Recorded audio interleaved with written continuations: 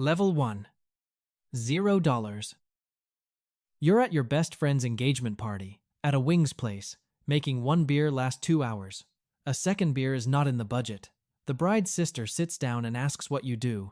You say, in between things. She's gone before the wings land. You're 26, $400 to your name. Half of it owed to the man at the head of the table. Marcus, the groom's older brother, owns 2 gyms and holds the long table like a throne. He watched her leave. He grins. Don't waste the pretty one's time, bro. Women can smell a negative balance. It's science.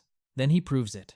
He waves her back, flips his truck key onto the table like a poker chip, and asks about her weekend. She sits down. You watch it work.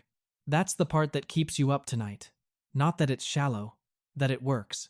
In 30 years, women will study your flight schedule just to bump into you in airports.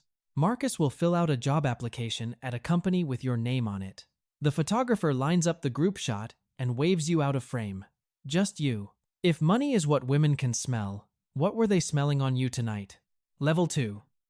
$1,000.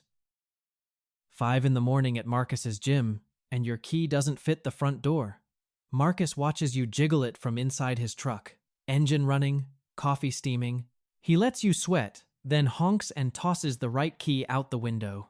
Wages start when the doors open, he says, not when you show up. Marcus owns 2 of these gyms. You mop one of them. You clock in at $9 an hour, and 50 of every check goes back to Marcus until the debt is clear. Broke makes choices easy. Here's the first thing nobody warns you about being broke. Women aren't mean to you. Mean would be attention. There's a woman who scans in every morning. 5:40, same protein shake? You check her in 90 times. She learns the smoothie kid's name in a week. The smoothie kid has a Mustang. Then one morning, a woman is warm to you. Really warm. She leans on the counter and asks if you own the place, because you carry the clipboard like you do. For 4 days, you are somebody. She learns your name on the first try. Then Marcus calls across the floor for you to go restock the towels. You watch the warmth drain out of her face in real time. She wanted the owner. You're the towel guy. She never leans on that counter again. You open your notes app on the bus home and type it flat. Reply time, none. You are furniture. That's the ledger. A list of what works on women and what doesn't. You call it research. It's a wound with a spreadsheet. But you notice things at the desk. You spot which members are about to quit, their visits dropping under twice a week by week 6. So you rebuild the sign-up board, empty slots up front where people feel the fear of missing out. Retention climbs. Marcus tells the supplement rep it was his idea, one hand on your shoulder like a prop. You hold the clipboard and smile. That was your idea too. Tuesday you eat at Dave and Jenny's first apartment, the one with the water stain shaped like Ohio. Dave is your best friend, codes on weekends, believes in you louder than you do. Jenny is his wife. She says true things flat, the way other people say the weather. There aren't enough chairs. So Jenny drags in the yellow one, a wooden kitchen chair she painted sunflower yellow herself because it never matched anything. She wipes it with a dish towel and sets a full plate on it for you. Nobody makes it a thing. That's the point. You tell them about the woman who's checked in 90 times and still doesn't know your name. You mean it as a joke. Dave laughs. Jenny doesn't. They're not being cruel to you, Jenny says, not looking up from her plate. They just don't see you. Invisible is worse than hated. You'd take hated. Hated remembers your name. Dave leans back. Half a joke, half not. You're building a file on 400 strangers, man. Sell the whole thing to a computer someday. You laugh. You also write it down. That night you start a second list. Not who's dating who's about to quit, and why, and what would have kept them. People, not just women. You don't know it yet, but you just started the company. A no means you existed. Right now, you can't even get a no. Level 3. $10,000. Your quit list was right 11 times out of 12. Marcus needs those retention numbers for a loan application, so Marcus makes you a trainer. He says it like it hurts him. Don't make me regret rounding you up. You get a polo shirt with the gym's logo on it. $10,000 in the bank. First time the number ever had a comma in your imagination, anyway. Now women see you. Sort of. A client leans on the counter after her session and asks what you're doing this weekend. You are a person with a schedule someone wants to be inside of. You training anybody famous yet? She asks, half teasing. You say not yet. Her interest drops a notch, right there, like a bar on a phone. She's not asking about your weekend, she's checking your ceiling. So you run the experiment, because you can't help it. When you tell a woman you're a trainer, the text back takes 6 hours, if it comes. When you say you're building something on the side, the text back takes 90 minutes. Same face, same gym, same you. You write it in the ledger, reply time, 6 hours versus 90 minutes. The only thing that changed was one sentence about the future. You get a girlfriend out of it. She's kind, she's real, and at a backyard barbecue she introduces you like a press release. This is him. He's got plans. He trains people now. But that's not the whole thing. She quotes your 5-year goals more accurately than she remembers your birthday. She's not dating you. She's dating the trailer for you. Her best friend pulls her aside by the cooler. Not quiet enough. But like, where's it going though? You hear the whole audit through a bag of ice. Not is he kind. Not does he treat you right. Where's it going? Your girlfriend defends you with a number. Your income last month. It's the nicest thing anyone says about you all day. That's the thing about $10,000. Women don't want the man. They want the plan. You're the scaffolding around a building that isn't built yet. Scaffolding is load-bearing and temporary. You save up and settle the debt. $200 in an envelope, laid on the front counter in front of Marcus and 2 members. You want the moment. You earned the moment. Marcus doesn't open it. He slides it into a drawer without looking. Kept it as charity in my head anyway, he says. Feels cleaner. The debt is gone, and the humiliation is somehow still accruing interest. Later that week, you're covering the desk alone. You lift the register tray to make change, and there's a paper folded underneath. A past due notice. Marcus's supplement supplier. Big red stamp. 60 days. You read it twice, fold it back exactly how it was, and say nothing to anyone. You don't gloat. You just file it. The ledger has a new column now, and the column is called Marcus. A woman on the treadmill asks if you do any of this online, because she travels for work. You'd never thought about it. That night, after close, you prop your phone against a kettlebell in the empty gym and film your first video talking to nobody. The list in your phone is already worth more than the certification on the wall. Nobody knows that yet, including you. Level 4. $100,000. The videos you filmed talking to a kettlebell start paying more than Marcus does. Month 7, the phone out-earns the paycheck, so you quit. Marcus is at the front counter when you tell him. He doesn't look up from the schedule. Internet money isn't money, he says. Come back when the phone stops paying you. The phone does not stop paying you. $100,000 a year, from a laptop, in a coffee shop, in sweatpants. Now, the experiment that changes everything. You've got a dating profile, same photos for a year. Same height, same face, same dog. You're borrowing in one picture. One Sunday, you change a single word. Personal trainer becomes founder. You don't add a company or a dime. One word. By the next Sunday, you have 3 times the matches. One of them is really into the founder grind. 2 dates in, you tell her the honest version, that you're a trainer who films videos and it's finally working. You watch her recalculate you across the table in about a second. She splits the check for the first time. She does not text back. Same man. You told the truth and dropped a tear. You sit in the coffee shop and stare at it. Then you open the ledger and write the coldest line in it. You didn't get taller. You didn't get funnier. You changed a noun. You read the numbers out loud to Jenny while she folds laundry. You want her to tell you the world is shallow so you can feel above it. Jenny doesn't give you that. She likes the guy in the bio, Jenny says. You wrote the bio. Nobody's lying. She sets a towel on the stack. That's the part that's going to bother you. Then there's the coffee shop girl, Nora. She's there Tuesdays, editing photos on a laptop with a cracked corner. She laughs 1 full second after everyone else, because she's actually thinking about it. Cereal is soup, she says, dead serious, stealing your napkin. Milk is broth. You eat it with a spoon. Case closed. You argue about it for 20 minutes like it's a courtroom.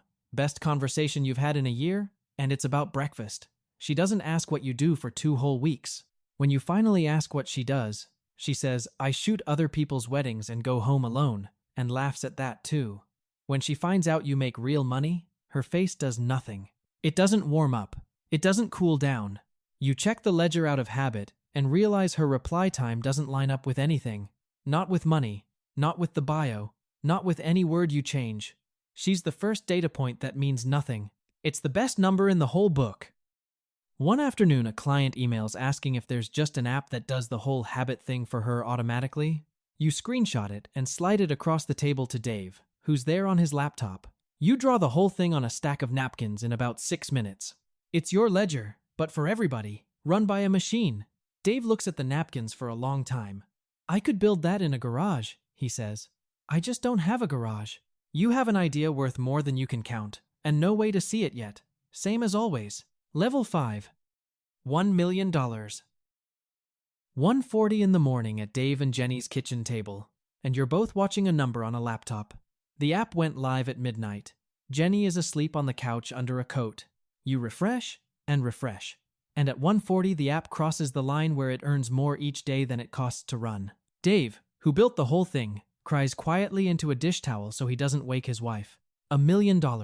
On paper, in a spreadsheet, at a kitchen table with a yellow chair pulled up to it. The past finds out fast.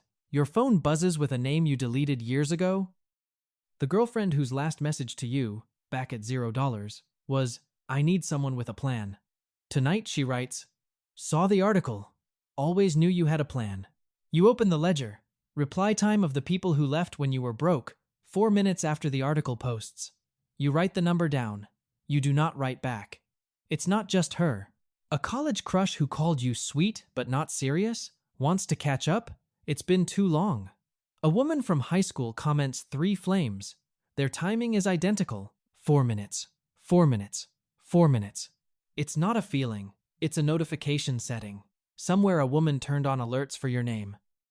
A week later, you're at a steakhouse with 2 investors and their friend, and you catch yourself doing it. You set your phone face up on the tablecloth, dashboard glowing, next to the bread. The exact move Marcus made with his truck key at the wings place, back when you had $400.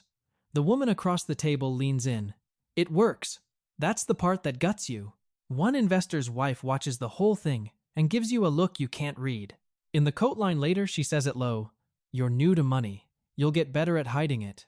That's not a compliment. Then she hands you her interior designer's card, like the conversation was normal. You excuse yourself, go to the bathroom, and stand at the sink looking at your own hands like they belong to Marcus. At the family cookout that summer, Marcus is louder than the grill. He tells the cousins he franchised the second gym. You already know what that means, because you saw the buyer's sign going up on the drive-in. He sold it. He's calling a retreat a parade. Apps come and go, Marcus announces, holding a paper plate. Real estate is forever. Marcus rents his condo. You bring Nora to the cookout. She argues with your uncle about barbecue and holds her own. Late in the day, you catch Jenny watching Nora make you a plate before she makes her own. It's the exact thing Jenny does. Jenny doesn't say a word about her. From Jenny, silence is a full paragraph of approval. The term sheet comes on a Friday. 7 figures for 40% of the company. You and Dave sign it at the same kitchen table where you watch the number cross the line. Jenny takes a photo of the 2 of you signing. The yellow chair is right there in the shot, half in frame, holding your jacket. The company stops being yours that day. It becomes everyone's. That's what the money costs, in the same signature that pays you. The same women, 4 minutes instead of 6 hours. And it wasn't a day you changed. Level 6. $10 million. There's a headline now, and it follows you into every room. The man who turned self-discipline into software. A magazine put your face on it. People read it before they meet you, so nobody actually meets you anymore. $10 million. 12 employees. An office with your name on the glass. A friend sets you up with a woman for dinner. She's smart. She's warm. And halfway through, she quotes your own interview back to you as her own thought. Her favorite podcast episode, she says, is a certain one about discipline. It's yours. Later you check. It's the only episode of that podcast she ever played. You didn't want to check. You have 12 million reasons to trust people now and you checked anyway. The next one is worse because she's honest. Over dinner, she says flat that she only dates men who've figured their life out. Like it's a personality. No cruelty in it. Just a filter, out loud, the way you'd say you don't eat shellfish. You can't even be mad. She's reading the ledger back to you in her own words. That's what 10 million does. It doesn't make women fake. It makes you unable to stop testing whether they're real. So you test the one who is. You and Nora share an apartment now. One night you leave a fake headline open on your laptop, angled so she'll see it. Company in talks for 9-figure buyout. A trap, to see if the number changes how she touches you. She reads it, says that's nice babe, and asks if you ate. Nothing changes. You feel relief, and you should feel ashamed of the relief, and you don't. Not yet. So you run a second test, because the ledger always wants one more data point. You tell her you're flying out Thursday when you're really flying Friday, just to see if she checks up on you, tracks you, plays a game back. She doesn't. Instead, she finds the calendar. She sees both tests. She understands exactly what you built. The bags are by the door before you get home. Nora isn't screaming. Nora never raises her voice. That was never the danger. You kept waiting for me to turn into one of them, she says, keys in her hand. You start to explain the tests, how they prove she's different, how that's a good thing. She stops you with one raised hand. You don't get it. Passing your test still means I lived in a lab. A breath. The testing was the affair, not them. You cheated on me with a spreadsheet. Then she's gone, and the apartment is very clean and very quiet. You sit on Dave and Jenny's porch and tell Jenny everything, waiting for her to say Nora overreacted. Jenny looks out at the yard. She didn't fail the test, Jenny says. The test was the failure. You open the ledger to make yourself feel better, and it does the opposite. Your reply. Time to Nora, this last month, 2 days. Hers to you, never more than an hour, the whole relationship. For the first time, the ledger isn't measuring women. It's measuring you, and you're the slow one. You were always the slow one. The app tells users with a broken streak to archive it and start clean. So that's what you do to a person. You archive her. Then you go to the empty office at midnight and set the next target. 100 million. In the dark, it's the only thing that doesn't ask you if you ate. Level 7. $100 million. The target hit, and a health conglomerate bought 30% of the company. Your stake is 9 figures on paper. Lawyers come to things that are called dinners now, but are not dinners. $100 million, and women arrive as a service you can subscribe to. A letter comes on cream paper. Heavy stock. No return address. A matchmaker. Curated introductions. Complete discretion. $50,000 a year. On retainer. Somewhere there's a folder with your name and your net worth and your type in it. The matchmaker sends a sample anyway. One profile. To show the caliber. A woman who reads 3 languages and rescues greyhounds. And, the note adds, understands the demands of a man at your level. She looks kind in the photo. That's the part that gets you. Somewhere a kind woman is a line item in a deck with your name on it. You skip the retainer, so the retainer finds you anyway. At your gym, a woman strikes up a talk about a band nobody's heard of. Your favorite obscure band. No way. You like them too? She says, hand on your arm. You'd posted that band exactly once, in the background of a photo, 2 years ago. Coincidence has a smell, and this one is wearing perfume. You ask her which album. She names the one everybody knows. You already have your answer. Then Marcus walks into your lobby. Both gyms are gone. The truck is gone. He's carrying a printed pitch deck with clip art dumbbells on the cover, asking for money for a comeback. You feel the whole thing you've waited for since that night at the Wings place? The revenge line is right there. Aged 20 years. It fits so perfectly it aches. Money has a smell, Marcus. You feel your mouth get ready to say it. You don't say it. You hear yourself not say it, and the silence is the strongest thing you've ever done. Instead, you read the deck for real. It's not a good business, but it's not nothing. You fund one small gym, standard terms, no favors, and no punishment. You send the money as a check, in an envelope. You know what an envelope on a counter feels like when a man won't open it. You make sure he can open this one with his head up. 400 million people use the thing you started typing on a bus. It still can't answer the first entry. Here's what nobody tells you about revenge. You wait 20 years for a fire. What shows up is paperwork. You wanted to feel like a comet. You feel like due diligence. Marcus stops at the door on his way out. He looks at you a long time, the deck under his arm. Your dad would have said it, Marcus says. The smell thing. He'd have loved that line. A beat. You're worse than him. You're just fine. And that, from Marcus, is the closest thing to respect you will ever be handed. On the drive home, you pass the Wings place. Same sign, same parking lot. 20 years later. You pull in and idle there for one whole song, engine running. You look at the door you walked out of 20 years ago, broke, with a plate of somebody else's wings. You don't go in. There's nobody in there to see the man you became, and that was always the only reason to walk in. IPO paperwork starts Monday. Level 8. $1 billion. The bell rings and confetti falls on the exchange floor. Confetti that someone was paid to sweep up an hour later. Your face is on the big screen above the trading floor. The company is public. You are worth, this morning, $1 billion. Dave stands next to you in the same watch he wore at the Wings place. He's worth hundreds of millions now. Jenny told him the new watch looked like a trophy for nothing, so he kept the old one. Dave is the richest man you know, who still owns exactly one watch. The matchmaker writes again. This time, she waives the 50,000 retainer entirely. At your level, she writes, you're the product. She means it as the nicest thing anyone can say. You let her set up one date, just to see. The woman is genuinely perfect. Prepped, poised, funny on the beat. Papers were signed before the appetizers, so nothing said tonight can ever be repeated. She remembers your sister's name, and you don't have a sister, so someone briefed her wrong, and she committed to it. Halfway through, you ask her something off the script, what she wanted to be at 12? There's a pause you could park a car in. A marine biologist, she says finally. And for 1 second, she's a real person. And it's the saddest the whole night gets.